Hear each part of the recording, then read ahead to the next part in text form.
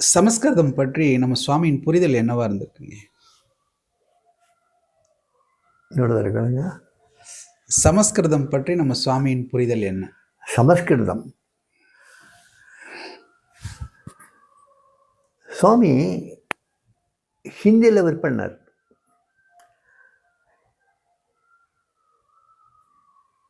துளசி ராமாயணத்தை சாமி ரொம்ப விரும்பி படிப்பார். வால்மீகி ராமாயணத்தை சாமி விரும்பி படித்து அதுலேருந்து வரக்கூடிய இதை சொன்ன மாதிரி நான் இது வரைக்கும் கேள்விப்படல. துளசி ராமாயணத்துலேருந்து நிறைய கோட் பண்ணுவார். ராமாயணத்தை எல்லாத்தையும் படிக்க சொல்லுவார். கம்ப ராமாயணத்தை படிக்க சொல்லியிருக்கார். வால்மீகி ராமாயணத்தை வந்து ஜனார்தன் நான் படிக்கட்டுமான்னு கேட்கும்போது சரி நீங்கள் படிக்கலான்னு சொல்கிறார்.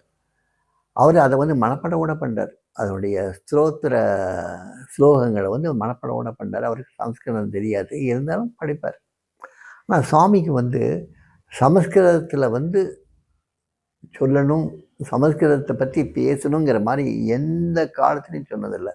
சமஸ்கிருதம் ஒரு உன்னதமான மொழிங்கிற மாதிரியும் சொன்னதில்லை. ஞானிகள் மொழி மட்டும்தான் அவருக்கு முக்கியம். அந்த ஞானிகள் எப்படிலாம் பேசினாங்க, என்னெல்லாம் பேசினாங்க, எந்த மொழியில் பேசினாங்கிறத பற்றி அவர்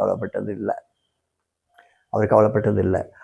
ஆயுர்வேதத்தில் வந்து முதலே ஒரு ஸ்லோகம் வருமா, ஆயுர்வேத மெடிசனில் வந்து ஒரு ஸ்லோகம் வருமா, எத்தனை மூலிகைகள் மூலமாக நான் வந்து சொல்ல ஆரம்பிச்சது. அது வந்து குணப்படுத்துறது வந்து என்னென்னா ஆண்டவனுடைய நாமத்தில் தான் அது குணமாகுதே தவிர்த்து இந்த மூலிகைகள் சக்தியில் மட்டும் இல்லைன்னு ஒரு ஸ்லோகம் வருமா. அது கூட சம்ஸ்கிருதத்தில் வந்தது தான். அந்த சம்ஸ்கிருதத்தில் வந்ததை அர்த்தம் எங்களுக்கு சொன்னார். ஹிந்தி பாடல்கள் நிறையா சொன்னார் சாமி. மீராபாய் பாடல்களை பற்றி சொன்னார். அதெல்லாம் வந்து பார்த்திங்கன்னா ஒரு கிராமத்து லாங்குவேஜ். அதோட கபிலுடைய பாடல்கள் நிறைய சாமி சொல்லியிருக்காங்க. இந்த மாதிரி பாடல்கள் நிறைய சொல்லியிருக்காங்க. சமஸ்கிருத பாடல்கள் வந்து ஒன்று ரெண்டு அங்கங்கே ஏதோ ஒன்று ரெண்டு இருக்கும். ஆனால் நிறைய பாடல்கள் ஹிந்தியில் தான் இருக்கும்.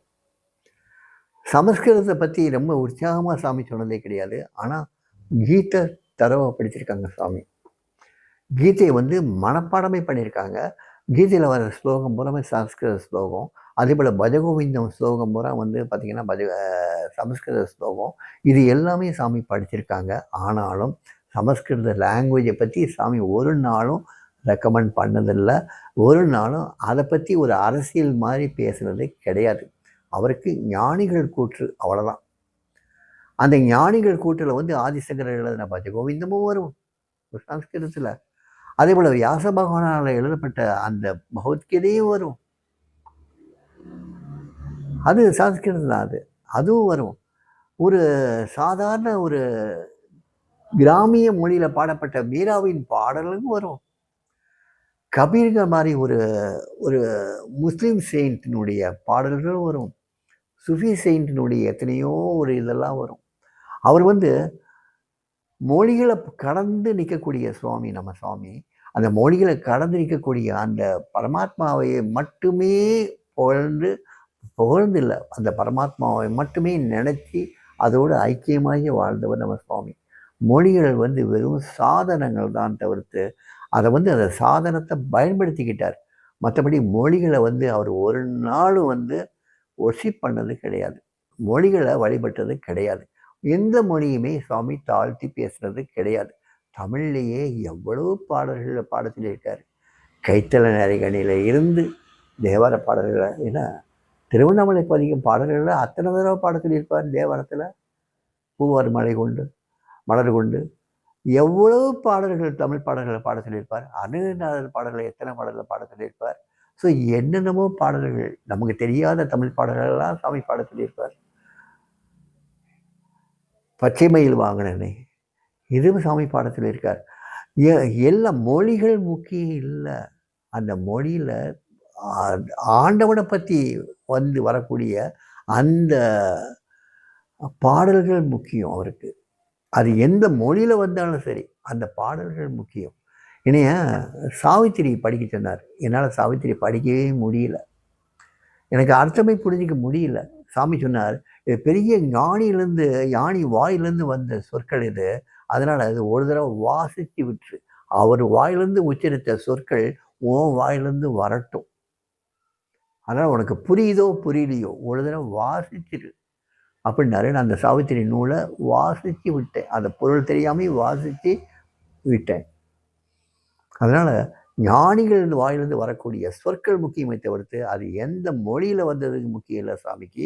சமஸ்கிருதத்தை பற்றி சாமி ஒரு நாள் சாக்கியமாக பேசுனது இல்லை, மட்டமாக பேசுனது இல்லை, அதை ஒரு பொருட்டாகவே நினச்சது கிடையாது. மொழி ஒரு பொருட்டு அல்ல. அந்த மொழிக்கு பின்னால் வரக்கூடிய அந்த ஞானம் மிகுந்த அந்த பாடல்கள் இருக்கே அது முக்கியம். அந்த ஞானியினுடைய உபதேசங்கள் இருக்கே அது முக்கியம். அதைத்தான் பார்த்தாரே தவிர்த்து சமஸ்கிருதங்கிற மொழிக்கு ஒரு வித்தியாசமான ஒரு ஸ்டேட்டை கொடுத்தாருங்கிறது கிடையவே கிடையாது. சமஸ்கிருதத்தில் பற்றி முக்கியமான பேசினார்னா நம்மகிட்ட ஏன் ஆங்கிலத்தில் பேசணும்? நம்மளை சமஸ்கிருதம் நாங்கள் ஒரு ஃப்ரெண்டு கேட்டார், சாமி எங்களுக்கெல்லாம் சமஸ்கிருதம் தெரியாது, இந்த வயசுக்கு மேலே நாங்கள் சமஸ்கிருதம் கற்றுக்கவும் முடியாது, அப்புறம் நாங்களாம் வீணா சாமி அப்படின்னு சொல்லி கேட்கும்போது சாமி சொன்னார், ஒரு வேதங்கள் வேதாந்தங்கள் இதெல்லாம் படித்து சாஸ்திரங்கள் சம்பிரதாயங்கள் எல்லாம் படித்து முடிக்க 32 வருஷம் ஆகும். இந்த 32 வருஷம் கழித்து நீ படித்ததெல்லாம் நீ படித்ததுக்கப்புறம் நீ தெரிஞ்சுக்கிறது என்னென்னா ஆண்டவனுடைய நாமத்தினுடைய மகிமையை. அந்த ஆண்டவனுடைய நாமத்தினுடைய மகிமையை நம்ம இப்பயே உணர்ந்து ஆண்டவன் நாமத்தை பாடிடுவோமே அப்படின்னு சொல்லிட்டு சாமியை பாட ஆரம்பித்தார். யோகிராம் சுரத்குமாரா ஜெயகுரு ஜெயகுரு ஜெயகுரு ராயான்னு பாட ஆரம்பித்தார். ஸோ ஆண்டவனுடைய நாமம் தன்னுடைய நாமந்தான்னு சொன்னார். அது போதும், வேறு எதுவுமே வேண்டாம். சமஸ்கிருதம் வேண்டாம், வேதங்கள் வேண்டாம், உபநிஷத்துகள் வேண்டாம், இதெல்லாம் படித்து நேரத்தை 32 வருஷம் கழிக்க வேண்டாம். அத்தனையும் படித்து நம்ம தெரிவிக்கக்கூடியது ஆண்டவனுடைய நாமத்தை. ஸோ அந்த நாமத்தை சொல்லுவோம். இது தவிர்த்து ஞானிகள் சொன்ன அத்தனை ஒரு கூற்றுக்கள் இருக்குது. அது எத்தனையோ மொழிகளில், ஏன் ஜெயகிருஷ்ணமூர்த்தி ஆங்கிலத்தில் சொல்லலை, ராமகிருஷ்ண பரமஹம்சர் பெங்காலில் சொல்லலை, இப்படி எத்தனை மொழிகளில் குருநானக் பஞ்சாபி மொழியில் சொல்லலையா? எத்தனை ஞானிகள் எத்தனை மொழிகளில், மீராபாய் ஒரு சாதாரண ஒரு கிராமத்து ஒரு பாஷையில் சொல்லலை, எவ்வளவோ விஷயங்கள் நடந்திருக்கல, எத்தனையோ மொழிகளை சொல்லியிருக்காங்கல்ல. அந்த மொழிகள் முக்கியம் இல்லை, மொழிகள் வெறும் சாதனங்கள் கருவிகள் தான்.